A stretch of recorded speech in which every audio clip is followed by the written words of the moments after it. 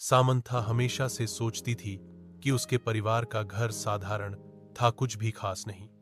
एक शांत पड़ोस में स्थित यह एक सफेद बाड़ और एक अच्छी तरह से बनाए गए बगीचे के साथ एक आरामदायक 2 मंजिला घर था। फिर भी जैसे ही उसने एक दोपहर धूल भरी अटारी में घूमते हुए उसकी नजर कुछ असामान्य चीज पर पड़ी।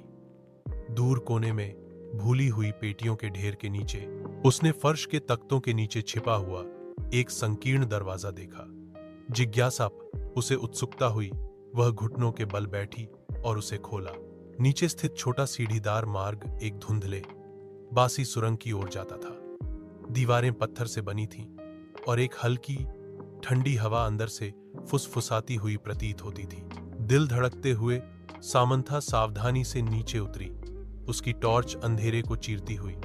सुरंग उसकी उम्मीद से कहीं अधिक लंबी फैली हुई थी, जो पृथ्वी के नीचे मुड़ती और मुड़ती थी। वह हिला नहीं सकी। उसे यह एहसास हुआ कि वह अतिक्रमण कर रही है, कि कुछ उसका इंतजार कर रहा था। अनंत काल की तरह लगने के बाद सुरंग आखिरकार एक छिपे हुए कमरे में खुल गई। दीवारें पुरानी किताबों की अलमारियों से भरी थीं।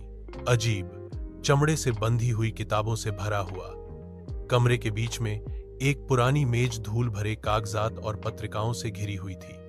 जैसे ही सामंथा दस्तावेजों को पढ़ रही थी, उसके हाथ कांप रहे थे। रिकॉर्ड डीएस ने मना किए गए अनुष्ठानों और गुप्त समाजों के बारे में बात की। उसके परिवार का नाम बार बार उल्लेख किया गया।